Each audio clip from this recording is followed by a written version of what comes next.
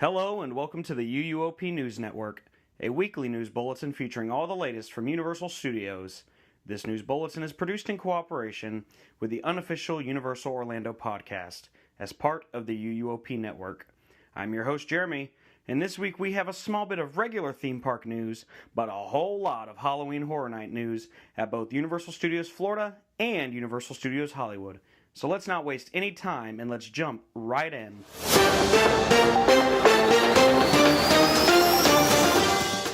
First, we're going to start over at Universal Islands of Adventure. There is some refurbishments happening out in front of some of the shops located in the port of entry. We're not sure at this time what these refurbishments are for, most likely just touching up the facades and exteriors, making them look a little bit nicer. Also over at Islands, the normal exits to the park have been closed off and work walls have been placed.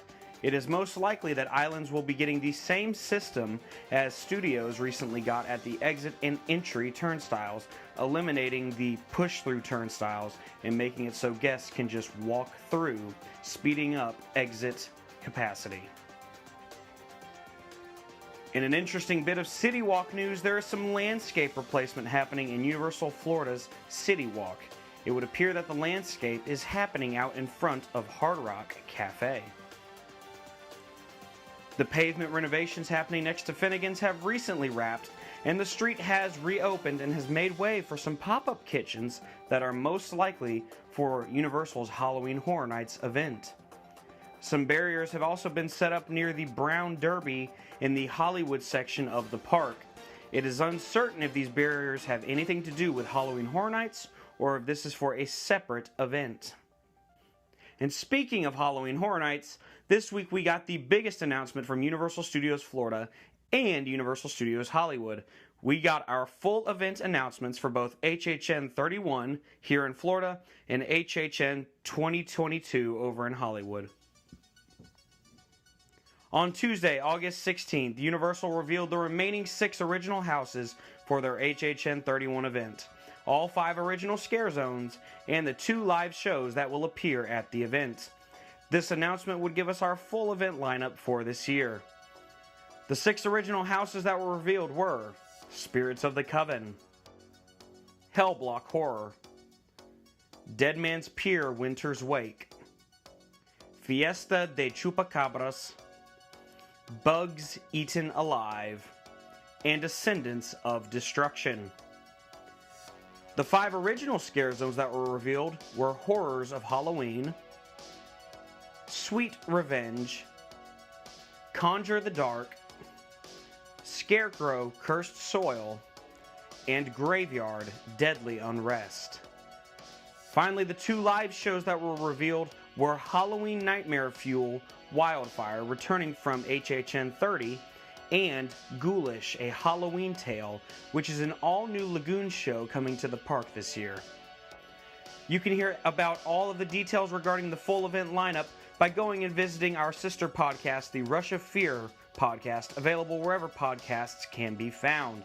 They're breaking down the full event and giving their thoughts on the revealed houses, scare zones, and shows, as well as sharing a bit of inside information that was heard by some of the Horror Nights creatives on the Discover Universal podcast. Be sure to go check out Rush of Fear today, and also be sure to keep a close eye out on our social media as well, as the unofficial Universal Orlando podcast has been invited once again this year to the media event for opening night for Halloween Horror Nights 31. So be on the lookout for all of their coverage regarding that. Over in Hollywood, we got our full event announcement out there as well. The remaining houses were announced, as well as the infamous Terror Tram and the 3 scare zones, plus 1 unofficial scare zone. The houses revealed were Killer Clowns from Outer Space, which is a returning house from Halloween Horror Nights 2019, Scarecrow the Reaping, a reimagined house for Hollywood that originated in Universal Studios Florida at HHN 27, La Llorona the Weeping Woman, a returning fan favorite from Halloween Horror Nights past, and then an all-new original house entitled Universal Horror Hotel.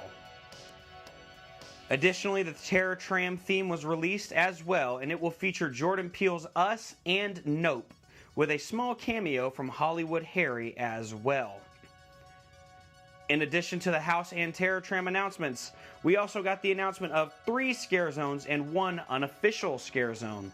The 3 scare zones for this event are Clown Saws, Sideshow Slaughterhouse, and El Pueblo del Terror.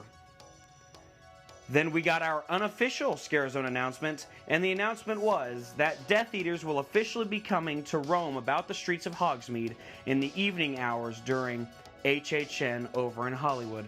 Unfortunately, we have not heard anything regarding this for this year's event here in Florida, but you never know, it could change.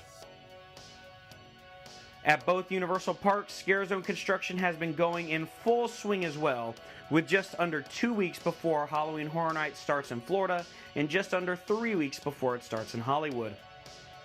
The Conjure the Dark Scare Zone has had a lot of extra little props added to the area to give it some more character.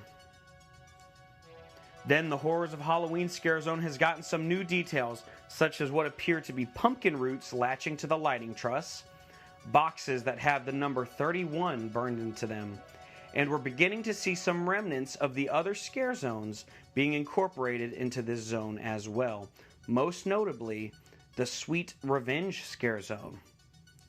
Finally, in Florida, we have the Graveyard Deadly Unrest Scare Zone continuing to get more and more details added to it each day, making the cemetery seemingly come to life. It won't be long before the fog rolls in, the dead rise, and you'll be stalked by the undead. Over in Hollywood, the El Pueblo del Terror Scare Zone has gotten a lot of pieces added to it, and it is beginning to feel like a true celebration of some of the classic Hispanic urban legends, such as the Chupacabra, Cucuy, and La Llorona. Our friends over at Let's Talk HHN have also gotten some fantastic photos of the facades that have been built for the houses at this year's event. We were able to spot The Weeknd, Universal Monsters, Bugs, and Descendants, and the facades are already looking great. We can't wait to see them with the fog lighting and sound effects all put together at night. Finally, we've seen some more amazing merch appear in the Five and Dime store as well as other locations in the park, featuring who we can only assume is the icon for this year's event, the Pumpkin Lord. They have some awesome sweatshirts, t-shirts, glasses, you name it, they've got it. All sorts of amazing merch. The merch team really outdid themselves this year on a lot of this merch, so we are very excited about that. So be sure to go and get yours today. But that is going to do it for this week's news update from the UUOP News Network. Be sure to give us a like and comment and subscribe, and be sure to check out our main podcast, the unofficial Universal Orlando podcast, which can be found anywhere you get your podcasts. Looking to book your next Universal trip? Go check out our friends at Portkey Vacation, run by one of the fabulous hosts of the unofficial Universal Orlando podcast, Michelle. Whether it be to Universal Studios or anywhere else in the world, check with her and she will set you up for success on your next vacation. If you want to get involved with UUOP, you can submit a Bow Pick a Bow Bow, our newest listener debate. Stay tuned to the end for instructions on how to get involved with that. Also be sure to go check out our social media on Facebook, Instagram, Twitter, YouTube, and Pinterest. Simply search UUO Podcast. You can also learn about and join the Producers Club by emailing uuopproducers@gmail.com. Be sure to go check out our friends over at the Theme Park Duo podcast for all Universal Studios Hollywood and West Coast theme park related content. And be sure to also go check out our sister podcast, the Rush of Fear podcast, for all HHN related content. Once again, I want to thank Lee, Tracy, and the gang for allowing me to be a part of the UUOP family and bringing you all this weekly news update. So thank you all again, and be sure to tune in next week on the UUOP News Network.